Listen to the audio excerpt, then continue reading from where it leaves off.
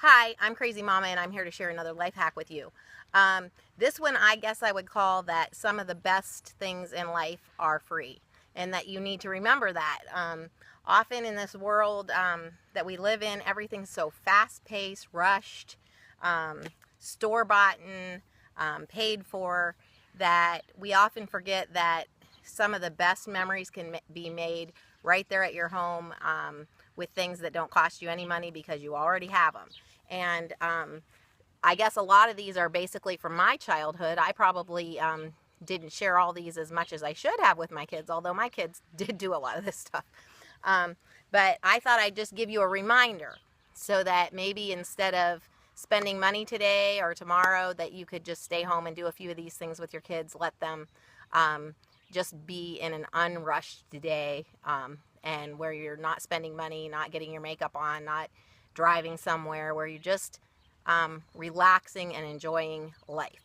So anyhow, I guess I'll start with nature. There are so many things in nature that you can enjoy, and I know you might not live near nature. We happen to, not as much as we did when I was a little kid, but if not, maybe at a park or something.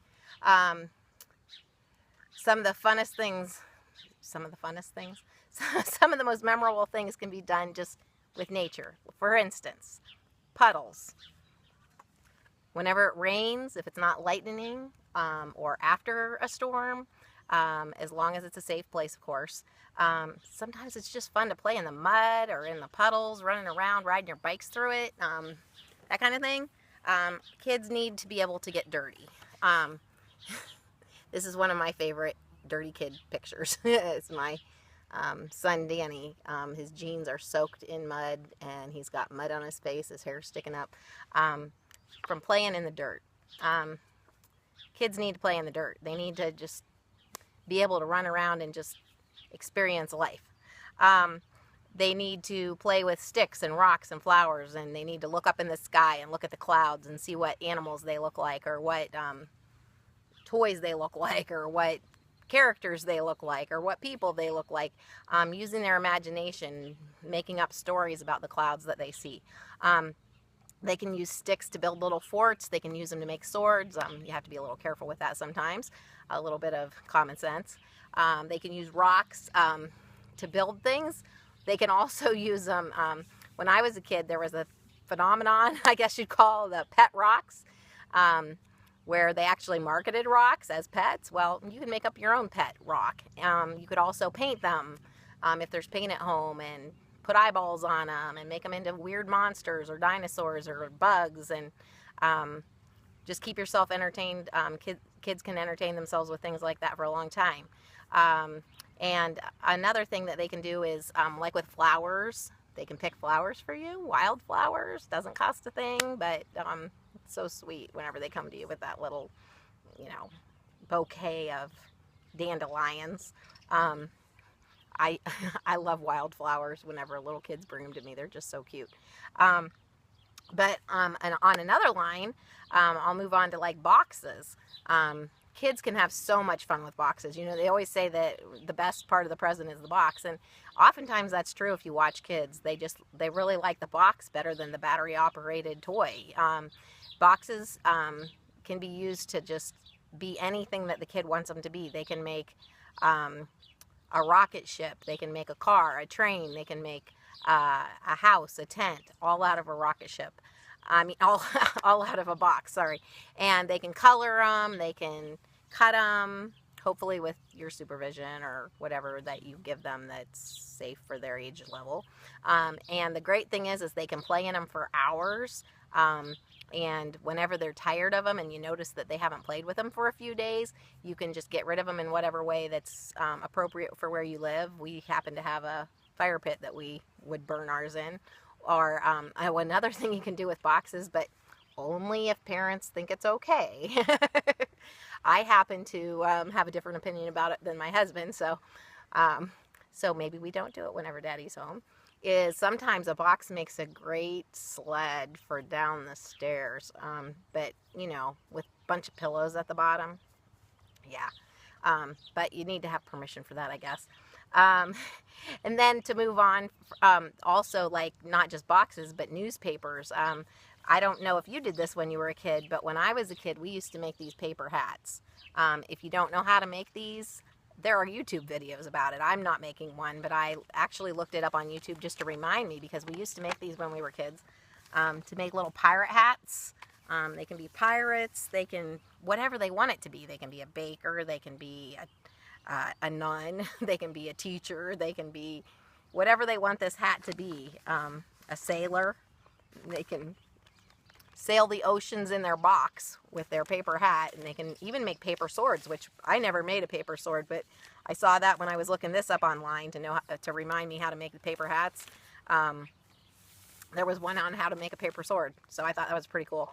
So all kinds of things they can do with their imagination, and whenever they do this, they're learning how to follow directions, and they might even decide that it looks kind of fun and maybe they should read it. And reading is great, you know. So anyhow, along with nature and boxes and newspapers, how about if we move on to the kitchen? Kids love to play with the pots and pans. Now, I know you probably know that. Here, I'm going to stick my finger here. I had to turn that off. You probably didn't see that, but my battery said, whoa. In the kitchen, it's great to have those low cupboards so that the kids can play with the pots and pans sometimes. You might not want them in every cupboard, so put those little child-proof locks on them. But have a few of your cupboards that they can get into. The one with all the plastic stuff and the one with the dishes. If you don't keep putting them away over and over and telling them no, they can actually sit there and play with the pots and pans for quite a while and keep themselves entertained. They can learn a lot there too. You know, you don't even think about it, but they're learning whenever they're playing. Children learn when they play. They can learn that they make different sounds, different sizes, different kinds, the different ways you hold it. They make different sounds. They can stack them and build things. They can wear them as a hat and be in the army or something. And, this has multiple uses too. But anyhow, and then whenever they get a little older, you know, like they can learn how to put them back away and how to organize them. And then they can learn how to actually use them. They can be with you and learn how to bake. Some of the best things that you can do is just spend time with your kids also in the kitchen. There's those things that they can do by themselves. There's also things that you can do with them. Teach your kids how to measure, how to make cookies and things like that. Those are some of the best times you can play with your kids, that you can spend with your kids. And they'll learn in the process as you're going along. A fourth a cup, a half a cup, 2 of these equals 1 of these. 2 of these equals a cup. 4 of these equals a cup. They're learning, they'll understand, just have a very hands-on understanding of fractions with that. Fractions don't have to be scary. They can just be normal life things. And I really think that the real kitchen with the real mom or grandma or whoever, with the kid on a stool next to you learning how to bake and spending time and singing and all that kind of stuff is much better for them than, you know, the things that you spend the money on. Like even, I'm sure they have their place. My kids really didn't play with their pretend kitchen. But like those little plastic pretend kitchens, maybe they don't really need it. Maybe what they really need is to be in the real kitchen with you. Now, there are some places that those would be great, and I'm not saying they don't have a use, but I'm just saying you really don't have to have that. You don't have to have everything. The real you, the real kitchen, the real interaction, sometimes that's the best. Another thing that you can do to, you know, while you're sitting there at the table trying to do all the bills and everything, put the chair or the stool right next to the sink, fill the sink halfway up with warm water, put some bubbles in it, put some dishes in it, some little ones, and let the kids play in the bubbles in the sink. First of all, they're rinsing off your dishes. Water's not going to hurt anything. If a little bit of it gets on the counter or on the floor, you can just wipe it up. They can help you wipe it up. And they'll just have a great time, and they'll play with it for a long time. They'll also kind of get the pre-learning skills for helping you wash the dishes. They can help you dry them off and put them away afterwards. Spending time with you. And then I guess, let me see if I covered everything. I have my little notes over here. Bubbles, box. Oh, one thing I didn't want to forget. This could kind of go back to the boxes, but this is household items again. Making a tent, you know, with the sheets and the chairs. You know, that's just, and then they put their blankets in there. Maybe they'll even get it done and then they'll take a nap. That would be great. Have them take a nap under their tent that they made in their family room. You don't have to go anywhere for that. And then last, I guess I just want to say, while it's great, they should spend a lot of time entertaining themselves. We don't have to entertain them all the time. Spending time with you is very precious. You are the best toy for your child. You, the grandma, the grandpa, the mom, the dad, the friends that come over, those are the best toys for a child. Singing songs with them, playing games with them, taking turns when you're playing the game, learning to win, learning to lose, learning to count.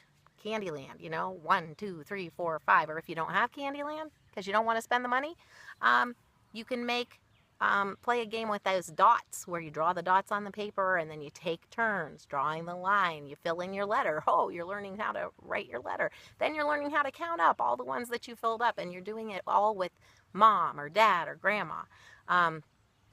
Another thing, like when they're little, peekaboo, peekaboo. Songs. Itsy bitsy spider went up the water spout. You don't even have to buy the recordings. You know some of these songs. So there's lots of things you can do that are free. Making funny faces, laughing, telling jokes, making up stories. All those things, they just don't cost money. And while, believe me, I love toys. I love going places. I love taking my kids places. Sometimes kids really just need some downtime, and you too, where you just don't have to worry about driving places and taking up your time doing all that. You know, play with the garden hose, spray each other off, laugh, you know, put on the sprinkler if you have one, but if not, a hose can go a long way.